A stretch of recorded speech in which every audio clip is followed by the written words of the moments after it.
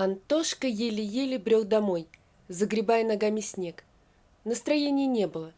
И снова из-за Кольки Быстрова, снова из-за его компании и из-за обиды на отца. Перед дверью квартиры постоял. Мама ведь все поймет.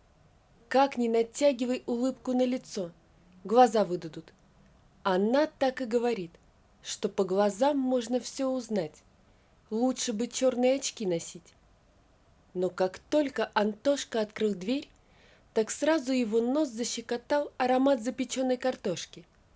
Картошку мальчик любил настолько, что если бы мама разрешила есть ее сырую, Антошка с удовольствием и грыз бы сырую.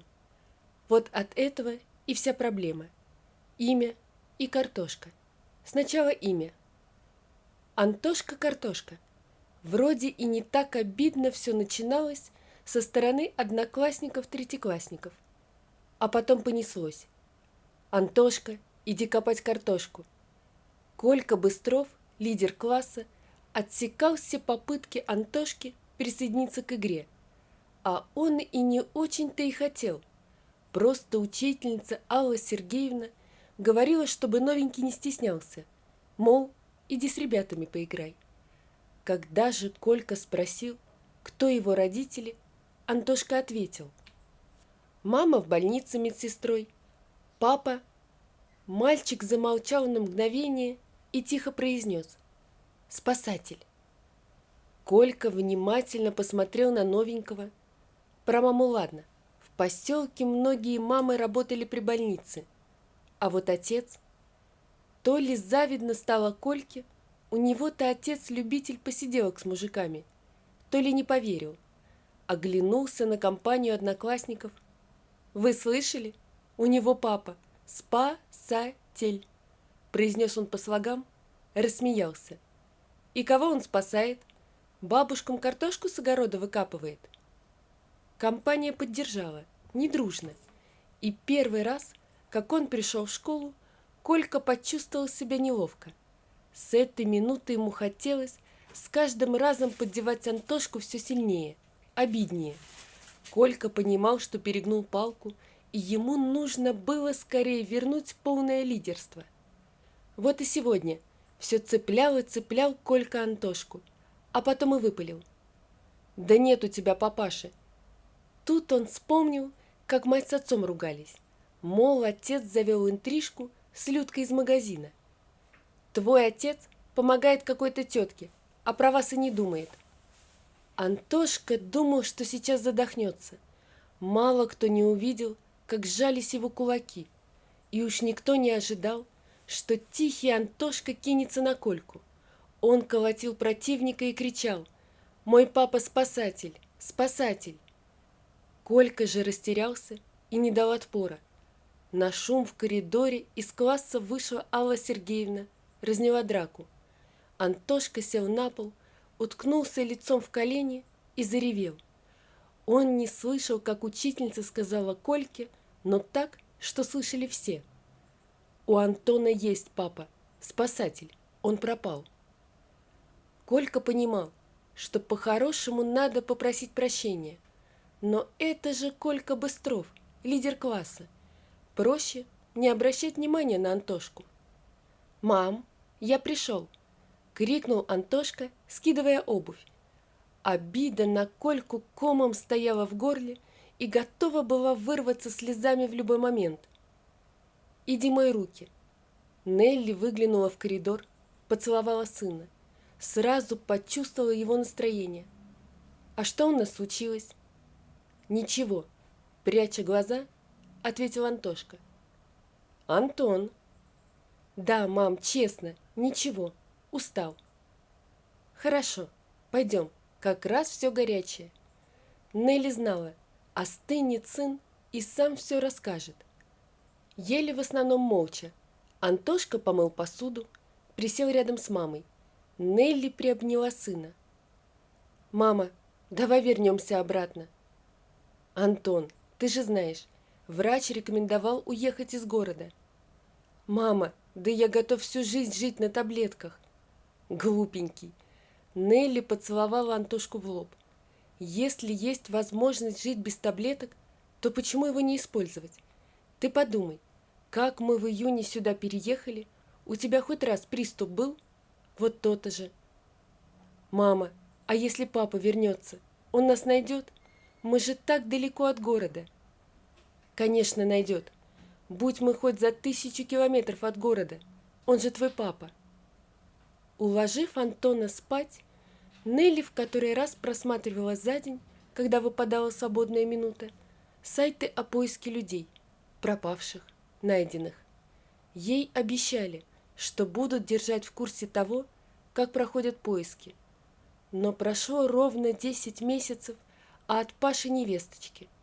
У Нелли не укладывалось в голове, как можно спасать всех вокруг, а самому пропасть. Вот так обернулся выходной на байдарках. Напарника нашли, очнулся, вызвал помощь. Прочесали все вдоль и поперек, Пашу не нашли. Да, у Антошки проблемы со здоровьем, врач так и сказал. Хорошо бы к морю вам уехать, в любом случае за 100 километров от города точно. Нелли и рада была бы к морю переехать, если бы не Паша. Поэтому она купила квартиру в поселке. Можно было и дом с участком купить. Но, как Нелли говорила, она ни в одном месте ни садовод, ни огородник. Чистый воздух есть, свежие овощи у бабулек можно купить. Молоко вкуснее городского, недалеко пруд, до озера пару остановок на автобусе. Нелли могла бы не работать, но сидеть дома и ждать вестей невыносимо. Как раз в больницу требовались медсестры. Пришла весна, пока по календарю. Все еще холодно, но уже улавливаешь в воздухе мартовские нотки. Лед на пруду становился все тоньше, лишь бесстрашные утки разгуливали по холодной поверхности. Ватага ребят с криками повалила из дверей школы. Антошка направился к дому, когда его внимание привлекла компания Кольки. Не понимая, зачем он это делает, Антошка подошел к ним. Колька держал за руку свою младшую сестренку Катюшу. Увидел Антошку. «Эй, ты! Чего надо?» Антон промолчал. Колька начал хорохориться перед ребятами. «Да я так миллион раз делал. Пойдем, Катюха». «Коль, может быть, не надо? Я боюсь». Испугалась девочка. «Вот глупая. Я же тебя за руку держать буду. И так мы быстрее домой попадем». Поняв, что задумал Колька, Антошка сказал. «Нельзя сейчас на лед выходить». «Да ты что?» – протянул Колька. «И кто это тебе сказал?» «Папа». Колька хотел съязвить, но промолчал. Обернулся к сестре и сквозь зубы бросил. «Идем». На берегу все затаили дыхание. Антошка сейчас бы позвонил папе, но, увы. Вдруг Катя остановилась. Коля что-то сказал ей, обернулся к ребятам, помахал рукой, крикнул. «Все норм!» И вдруг Катя провалилась. Лед начал трескаться, Колька впал в ступор. Девочка уходила под лед. Антошка скинул ранец, куртку, осмотрелся. Нигде нет никакой палки. Спустился к пруду, прошел немного, потом лег на живот и пополз. «Что стоишь?» – прикрикнул на Кольку, протянул руку, схватил девочку за куртку. «Помогай!» Колька словно только понял, что произошло, снял ранец и... «Не кидай!» Послушал, тихонько положил. Но лед коварен, мальчишки провалились. Колька вылез, потянул сестру на себя. Антошка выталкивал ее из воды. Последнее, что помнил мальчик, это звук сирены. Антошка проснулся от собственного кашля. Горло болело нещадно. Проснулся герой. Одна из женщин, навещавших своих детей, подошла к нему. «Сейчас твою маму позову». Нелли ворвалась в палату. Она как раз дежурила, когда сына привезли. Главврач сам успокоительное капал. Вернее, наливал. Но и сам принял. Не каждый день к ним герои в больницу поступают. Антошка, Нелли прижала сына к себе. А если бы я тебя потеряла? Мама, я не мог по-другому. Сипло ответил Антошка. Конечно, не мог. Нелли заплакала. На следующий день в палату заглянул Колька. Он старался сохранять серьезность, но почему-то не выходило. «Привет, Антошка!» «Привет!» – прохрипел мальчик в ответ. «Ну ты как? Не говори, а то горло вон как болит. Антон, спасибо!» Протянул руку и прости. «Да ладно!» – Антошка улыбнулся. «А как Катя?» «Катя в соседней палате. Антошка, если бы не ты...» Договорить Колька не смог. Слезы, не переставая, катились по щекам. «Ладно, я пошел. Ты выздоравливай скорее. Вечером еще наши родители придут». «Коль, слушай, а как они?» «Как? Всыпали мне по 1 число. Да ладно, не впервой». Все дни, что Антошка провел в больнице, его навещали Колька, одноклассники, даже Алла Сергеевна и директор школы. Много друзей появились у Антошки, дело шло к выписке. В очередное дежурство, находясь в Сестринской, на перерыве Нелли пила чай, когда зашла Галина Ивановна, старшая медсестра. Господи, что творится в мире? Нелли улыбнулась. Все знали привычку Галины Ивановны жаловаться на все вокруг. Фраза всегда начиналась: «Господи, что творится в мире?» А дальше следовало: макароны подорожали, сократили рабочих на заводе, там-то наводнение, там землетрясение. Что случилось на этот раз? Из вежливости поинтересовалась Нелли, поглядывая на часы. «Ты что, телевизор совсем не смотришь? Накрыли одну контору, людей содержали хуже, чем скотину. Бедолаги. Ищут работу, их обманывают, документы не отдают. Говорят, что один мужчина без памяти». Что-то сжало в груди. Нелли привстала. «Где это произошло?» «Да ты в интернете погляди. Вроде в одном из пригородов. Вы, кажется, оттуда приехали?» Нелли не дослушала, выскочила из Сестринской. Галина Ивановна покачала головой, никакого уважения к старшим. Нелли вышла из больницы, нашла в интернете выпуск, после набрала Глеба, того самого, с которым Паша был тогда. «Глеб, узнай, пожалуйста, в какую больницу отвезли мужчину без памяти?»